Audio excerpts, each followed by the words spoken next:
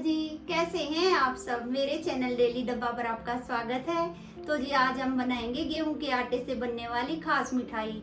हम बनाएंगे आज गुलगुला। कुछ लोग इसे पुआ भी बोलते हैं, लेकिन हमारे यहाँ तो इसे गुलगुला ही बोलते हैं। तो बड़ा ही आसान है बनाना, तो चलिए शुरू करते हैं।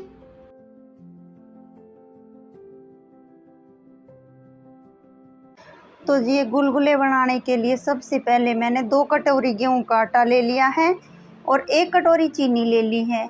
आप चाहें तो इसे गुड़ में भी बना सकते हैं और आप चाहें तो चीनी में भी बना सकते हैं। तो ये सारी चीज़ें मैंने ले ली हैं और अब इसके बाद मैं एक बड़ा बर्तन ले लूँगी और उस बड़े बर्तन में इसको डाल लूँगी। ये मैंने भगोना ले लिया है। तो इस भगोने में पहले तो डाल लूँगी 2 कटोरी आटा।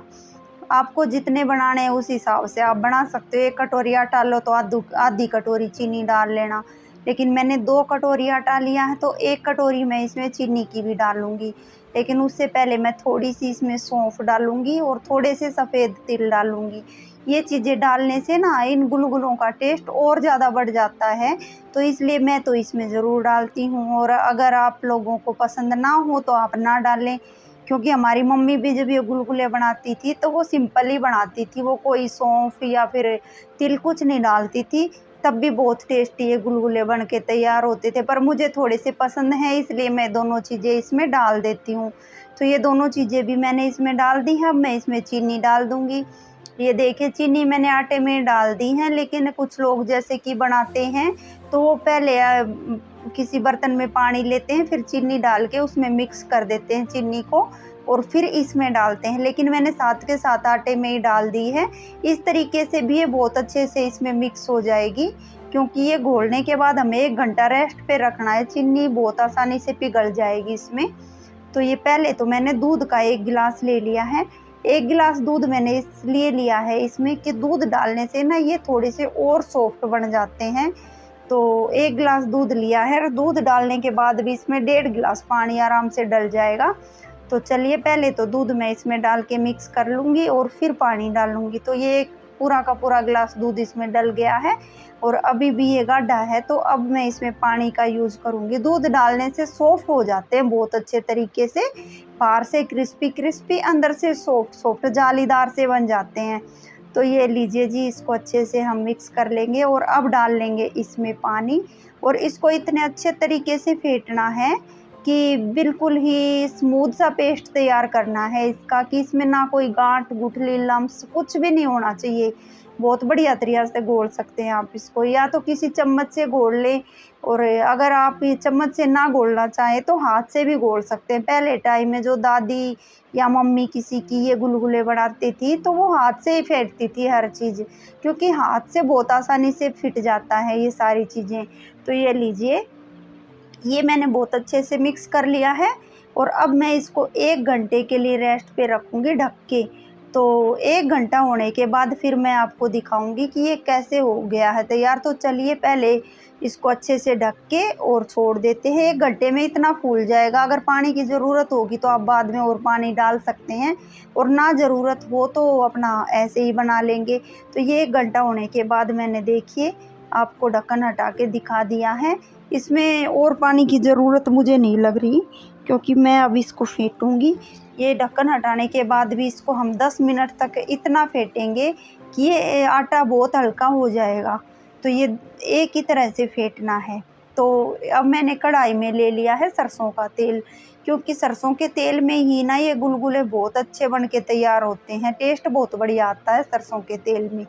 तो ये पहले थोड़ा सा डाल के देख लिया था, तुरंत ऊपर आ गया, तो तेल बहुत अच्छे से गर्म हो गया है हमारा। तो पहले तो हमें तेल अच्छे से गर्म रखना है, और जैसे ही हम इसमें गुलगुले ये डाल देंगे ना बनने के लिए, तब इस आंच को मीडियम कर देंगे। लेकिन पहले सारा का सारा जितने इसमें डालने हैं वो डाल लेंगे। पहले मैं ये कड़छी इसमें से हटा देती हूँ साइड में, और जो भगोने पे भी लग रहा है ना चारों तरफ से, इसको भी हम इसको अच्छे से पोंछ लेंगे। और जब भी हम इसमें गुलगुले डाल लेंगे कढ़ाई में, पहले हाथ को हल्का सा गीला कर लेंगे और उसके बाद इसको उठा के डालेंगे। नहीं तो ना हाथ से आटा चिपक जाता है, और गीला हाथ कर लेंगे तो बहुत आसानी से आटा इसमें कढ़ाई में डाल पाएंगे। तो ये लीजिए जी, ज़्यादा लें। आपको बड़े बनाने हैं तो थोड़ा सा ज़्यादा ले लो, और छोटी छोटी पकौड़ियाँ टाइप बनाने हैं तो वैसे ले लो। और इसका जो हमने घोल तैयार किया ना, जैसे कढ़ी के लिए हम पकौड़ी बनाते हैं ना, बिल्कुल वैसा ही तैयार करना है। अगर हमने इसको ज़्यादा पतला कर दिया तो ये फैल जाएंगे, और ज़्यादा गाढ़ा कर दिया तो ये सॉफ्ट नहीं बनेंगे, टाइट टाइट बनेंगे। तो आप थोड़ा सा ध्यान करके ही इसके आटे को तैयार करना, ना ज़्यादा गाढ़ा और ना ज़्यादा पतला। और इसमें जितने भी गुलगुले हमें डालने हैं ना, बस इतने ही डालने हैं कि इनको घूमने के लिए जगह मिल जाए। देखिए आप, इनको जगह मिलेगी तो ये अपने आप ही पलट जाएंगे, हमें पलटने की भी ज़रूरत नहीं पड़ेगी, क्योंकि 10 मिनट तक जब हम इनको फेंटेंगे ना तो ये हल्का हो जाएगा आटा, और बहुत अच्छे हमारे गुलगुले बन के तैयार होंगे। तो ये देखिए जी, पहले टाइम में तो हर त्योहार पे गुलगुले बनते ही थे, खैर बहुत जगह पे भी बनते हैं। और जैसे कि बिहार में या फिर यूपी में तो इनको पुए बोलते हैं, और हमारे हरियाणा में और दिल्ली में इनको गुलगुले ही बोलते हैं। तो हम तो इनको बाद में ही हमें पता चला था कि इनको पुए भी बोलते हैं, नहीं तो हम तो गुलगुले ही बस बोलते थे। तो ये सारे के सारे हमने इसमें डाल दिए हैं, और देखिए अपने आप ही पलट पलट के कितने बढ़िया तरीके से ये तैयार हो रहे हैं। और आपको इनकी थोड़ी थोड़ी सी अलग अलग शेप नज़र आ रही होगी ना, जैसे चोंच सी निकली हुई है, कोई शेप बन रही है। तो पहले टाइम में जब हमारी मम्मी गुलगुले बनाती थी ना, तो हम छोटे थे उस टाइम पे सारे बच्चे इन गुलगुलों का नाम भी अलग अलग दे देते थे, जैसी शेप होती थी वैसे ही। कोई बोलता था कि ये मेरा घोड़ा जैसा गुलगुला, कोई इसको बोलता देखो चिड़िया की शेप, कोई किसी भी पक्षी का, हाथी घोड़े का, किसी का भी नाम देते थे। और जो शेप अच्छी लगती थी वही गुलगुले उठा उठा के खाते थे बड़े खुश होके। आजकल तो खैर वही है ना, बच्चों को मिठाई कम पसंद है।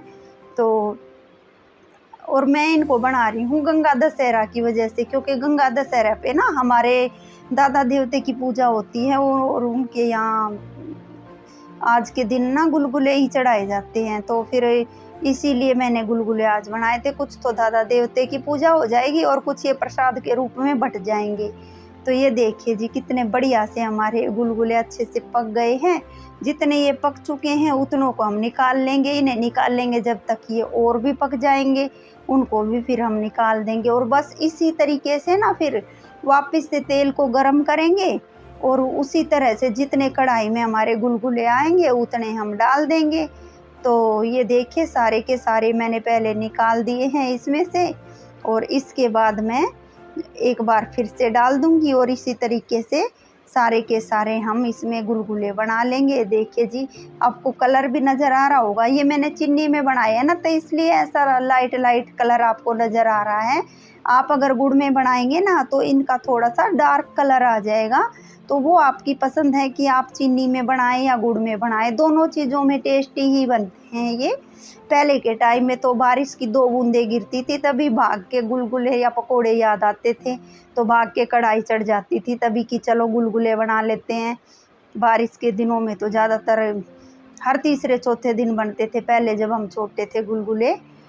तो आजकल तो कम ही हो गए हैं, क्योंकि आजकल सब मीठा कम कर दिया सबने, सब चरचराई खाते हैं।